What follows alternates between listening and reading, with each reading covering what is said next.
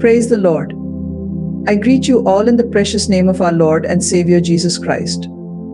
Title of today's message is Righteousness Will Lift Us Up. We are continuing our meditation on the promise verse for this month, which is Psalms 128:1-2. Proverbs 14:34 says, "Godliness makes a nation great, but sin is a disgrace to any people." If we want to be lifted up in our life, if we want to receive blessings from God, then righteousness needs to be seen in us. Because our Lord God is righteous and holy. Proverbs 11:18-21 reads, "Evil people get rich for the moment, but the reward of the godly will last." Godly people find life, evil people find death. The Lord detests people with crooked hearts, but He delights in those with integrity. Evil people will surely be punished, but the children of the godly will go free. Today, what are we sowing? If we sow in righteousness, we will reap its reward.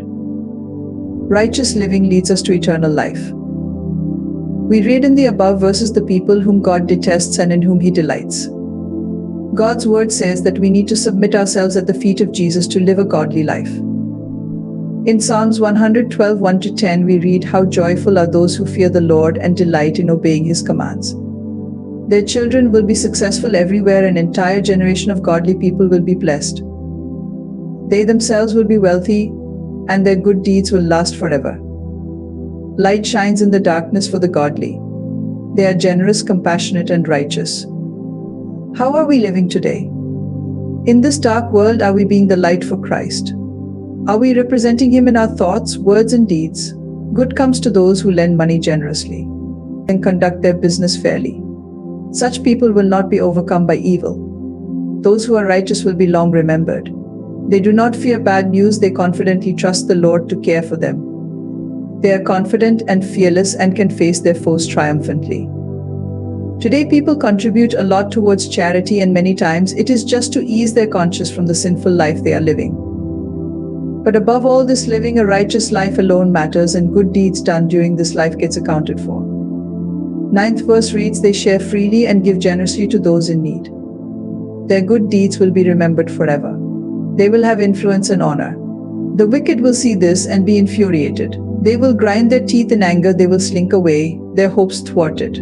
No weapons formed against God's loved ones will ever prosper, and the enemy will definitely flee away. Only when we are tested we are able to produce good fruit." Only because of her time of testing, Hannah was able to bring forth Samuel, who grew up to be a great judge and a prophet.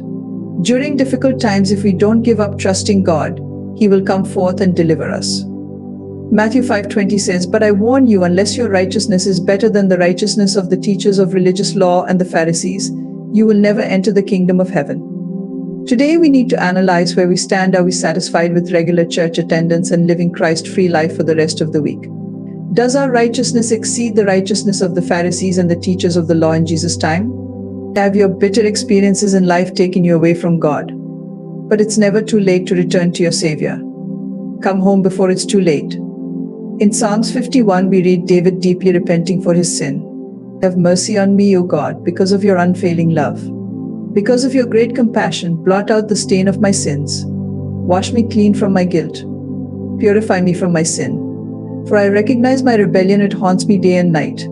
Against you, and you alone, have I sinned. I have done what is evil in your sight. You will be proved right in what you say, and your judgment against me is just." In Luke 7:36-50 we read about a woman who brought an alabaster jar of perfume and poured it at the feet of Jesus and wiped His feet with her hair. These two people knew their state and were desperate for Savior's mercy. God sees our every action and our very intention behind these actions. We can hide from all but never from God. When we sin, the first thing that departs from us is our joy and peace. David cries out, "Purify me from my sins, and I will be clean. Wash me, and I will be whiter than snow. Oh, give me back my joy again. Don't keep looking at my sins. Remove the stain of my guilt. Create in me a clean heart, O God. Do not banish me from your presence, and don't take your Holy Spirit from me. Restore to me the joy of your salvation, and make me willing to obey you. Then I will teach your ways to rebels, and they will return to you. Renew a loyal spirit within me." Do we have this desire within us to be holy as He is holy? Do we have burden for the lost souls around us? It may even be our loved ones in the family. We need to ask God for the courage to speak up and tell if someone goes wrong and point them to our Savior. No one around you should say that in spite of knowing the truth, they never shared it. David says to restore the joy of salvation to him so that he can teach others and make them turn to God. Do we have this desire in us? 2 Corinthians 5:21 says, "For God made Christ, who never sinned, to be the offering for our sin, so that we could be made right with God through Christ." Such immense love. What is our response to this wonderful God? We need to be godly in the midst of all challenges. All those who have lived a righteous life mentioned in God's word have never been put to shame.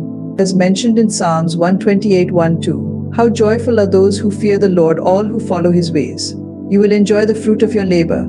How joyful and prosperous you will be. Righteous living is the key to enjoy the blessings God has kept in store for us.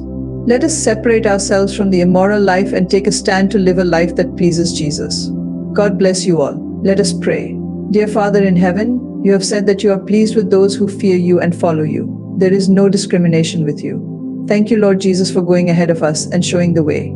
Help us to be obedient to your still small voice. Thank you for washing us clean with your precious blood and setting us free. Please lift us up for your glory. Bind the families together with love and keep them away from all harm. Those who are looking out for job opportunities, please provide one to them. As per your word, let your children eat the fruit of their labor. Use us, guide us, and lead us. In Jesus' matchless precious name we pray. Amen.